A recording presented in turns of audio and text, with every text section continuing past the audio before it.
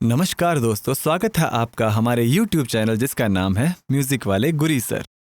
अगर आप इस वीडियो पर आ गए हैं, इसका मतलब आप किसी न किसी म्यूजिक कंपटीशन एग्जाम्स की तैयारी कर रहे हैं। तो हमने भी शुरू की थी हमारे म्यूजिक कंपटीशन एग्जाम्स की तैयारी, जिसमें हमने ये सीरीज शुरू की है। चाहे वो नेट JRF हो, EMRS, KVS, NVS, RPSC first grade या किसी भी स्टेट का म्यूजिक टीचर भर्ती का एग्जाम क्यों ना हो, ये वीडियो आपके काम में आने वाली है। आज का टॉपिक बहुत ही इंपॉर्टेंट और इंटरेस्टिंग होने वाला है। वीडियो को पूरा देखना और एंड तक साथ में बने रहिएगा। इसके अंदर मैं आपको टिप्स एंड ट्रिक्स भी दूंगा।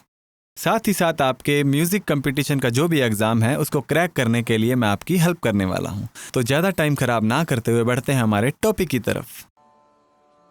तो दोस्तों, हमारा आज का टॉपिक है राग जाति, और इसके अंदर हम आज राग की जातियों के बारे में, कितनी जातियां हैं और राग की उत्पत्ति कैसे हुई, इसके बारे में आज हम डिटेल से पढ़ने वाले हैं। तो आइए टॉपिक की तरफ बढ़ते हैं। राग जाति। राग स्वर वर्ण का वह समूह है जो अपनी मधुरता से हमारे मन को रंजकता प्रदान करता है। राग निर्माण में अनेक नियम होते हैं। किसी थाट में 7 स्वरों का होना आवश्यक है, परंतु राग में स्वरों की संख्या 5, 6 एवं 7 भी हो सकती है। राग में प्रयोग होने वाले स्वरों की संख्या के आधार पर रागों की मुख्य 3 जातियां निर्धारित की गई हैं। कौन कौन सी हैं वो? औडव, षाडव और संपूर्ण। राग में स्वरों की संख्या के आधार पर ही रागों की जातियां बनती हैं। तो वो कौन कौन सी जातियां हैं? औडव, षाडव और संपूर्ण। और इनके बारे हम थोड़ा ध्यान से अब पढ़ने वाले हैं। संपूर्ण क्या होता है? जिन रागों में 7 स्वरों का प्रयोग होता है, जिन रागों में 7 स्वरों का प्रयोग होता है और कोई भी स्वर वर्जित नहीं होता, वह संपूर्ण जाति के राग कहलाते हैं। जैसे कि राग भैरव है, और भी बहुत से राग हैं। मैंने एक एग्जाम्पल दिया आपको। आप बताइए कौन कौन से और राग हैं जिनकी जाति संपूर्ण है। अब आते हैं षाडव। जिन रागों में 6 स्वरों का प्रयोग होता है, जिन रागों में 6 स्वरों का, षाडव यानी षट यानी 6 स्वरों का प्रयोग होता है, एक स्वर वर्जित होता है, वे षाडव जाति के राग कहलाते हैं। जैसे राग मारवा हो गया। फिर आता है औडव। जिन रागों में केवल 5 स्वरों का प्रयोग होता है, कोई 2 स्वर वर्जित होते हैं, वे राग औडव जाति के राग कहलाते हैं। जैसे राग भूपाली और मालकौंस आदि। अब देखिए, राग में ध्यान रखने योग्य बातें हैं कुछ।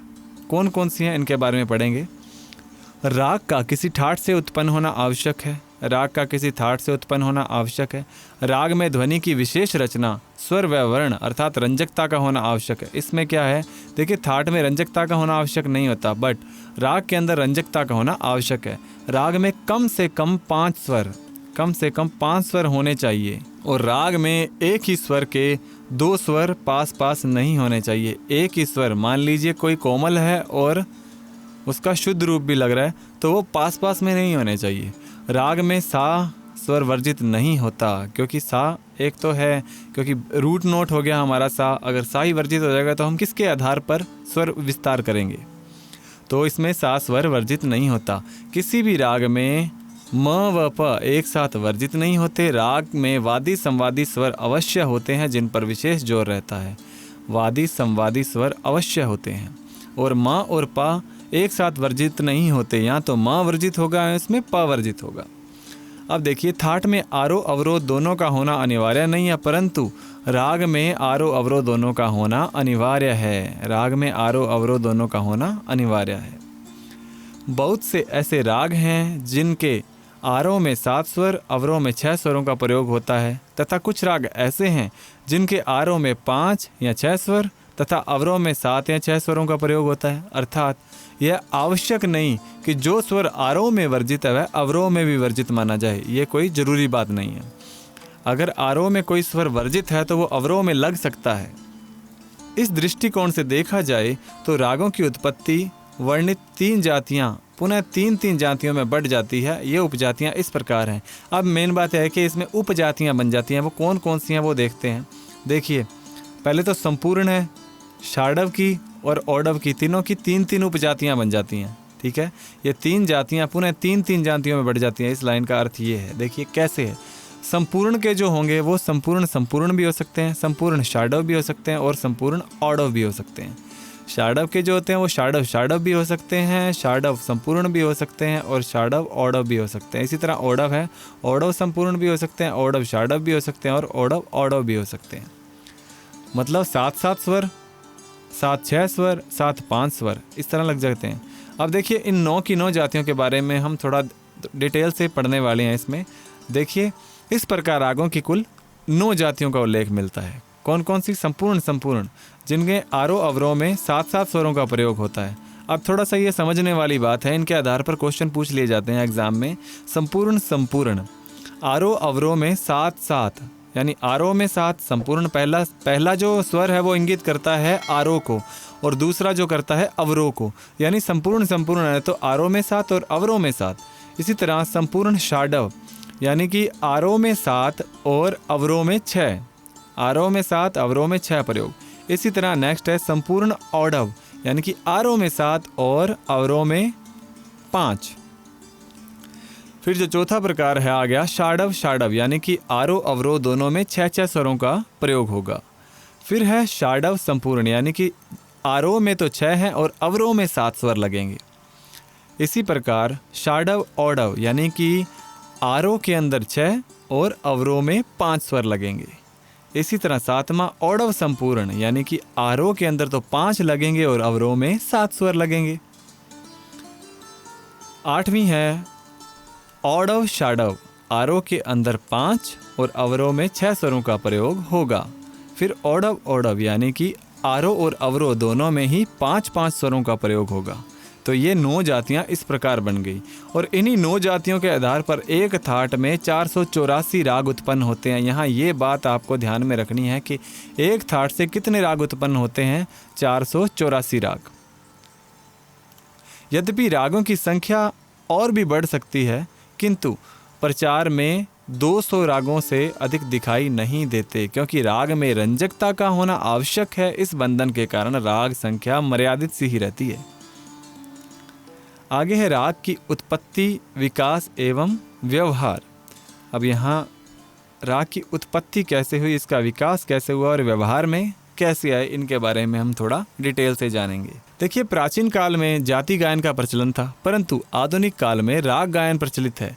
हम कह सकते हैं कि राग जाति गायन का स्थान आज राग गायन ने ले लिया है।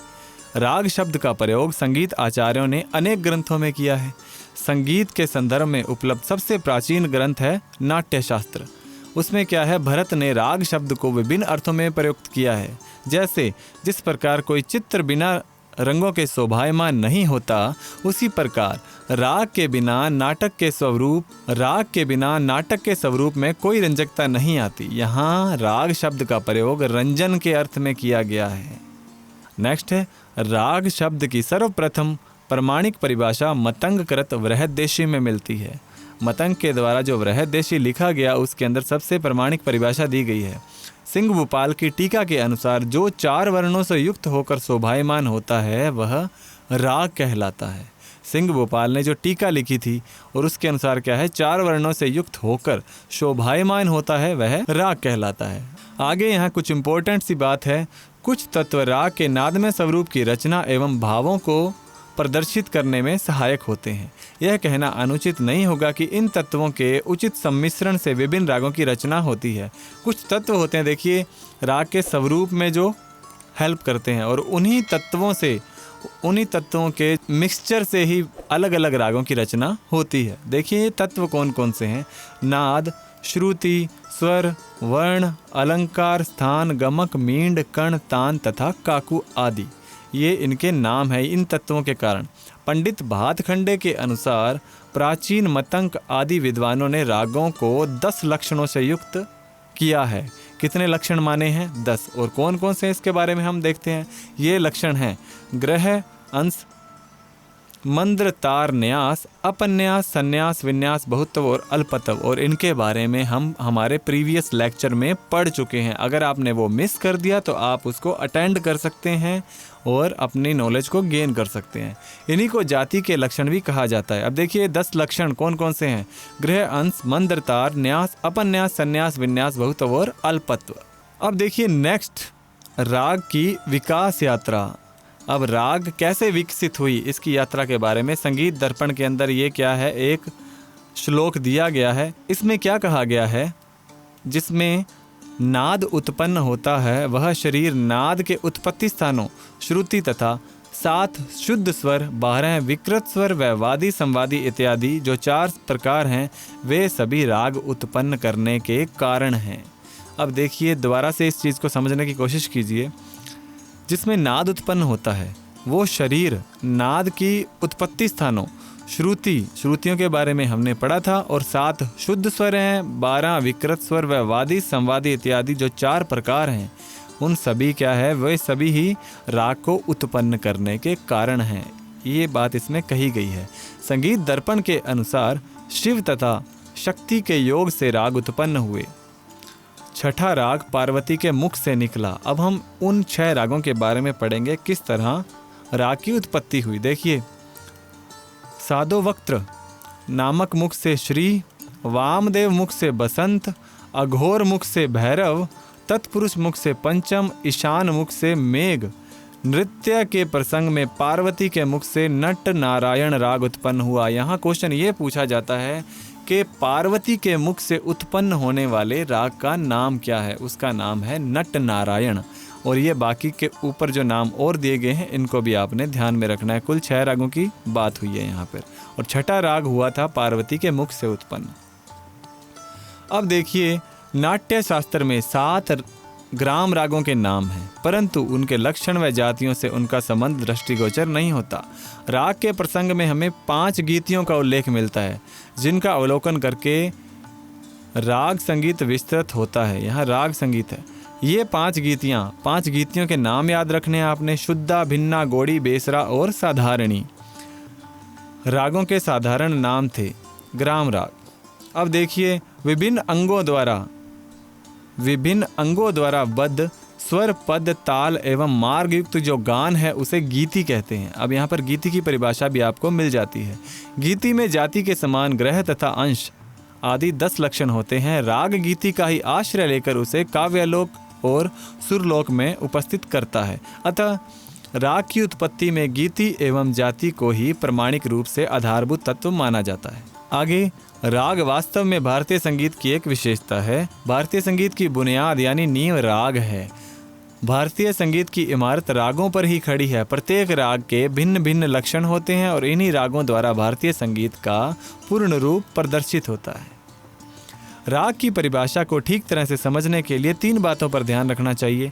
ध्वनि अर्थात आवाज़ की विशिष्ट रचना, रंजकता का होना और स्वर व वर्ण का होना। इन 3 बातों का हमने इसमें ध्यान रखना होता है। अभिनव राग मंजरी के राग को परिभाषित कर कहा गया है कि ध्वनि की उस विशिष्ट रचना में स्वर तथा वर्णों के कारण सौंदर्य हो, जो मनुष्य के चित्त को प्रसन्न करे, उसे ही राग कहते हैं। मतलब वो विशिष्ट रचना जिसमें स्वरों और वर्णों के कारण क्या है, सौंदर्य उत्पन्न हो, यानी ब्यूटी हो उसके अंदर, और जो ह्यूमन है हमारे जो मन को प्रसन्न करे, उसे ही क्या कहते हैं, राग कहते हैं। तो यहाँ हमारा आज का ये छोटा सा टॉपिक था। होप आपको समझ में आया होगा। अगर कोई भी आपको डाउट हो तो आप कमेंट सेक्शन में राइट कर सकते हैं। मैं आपके डाउट को क्लियर करने की पूरी कोशिश करूँगा। मिलते हैं हमारे नेक्स्ट टॉपिक में। तब तक के लिए पढ़ते रहिए, बढ़ते रहिए। जय हिंद, जय भारत।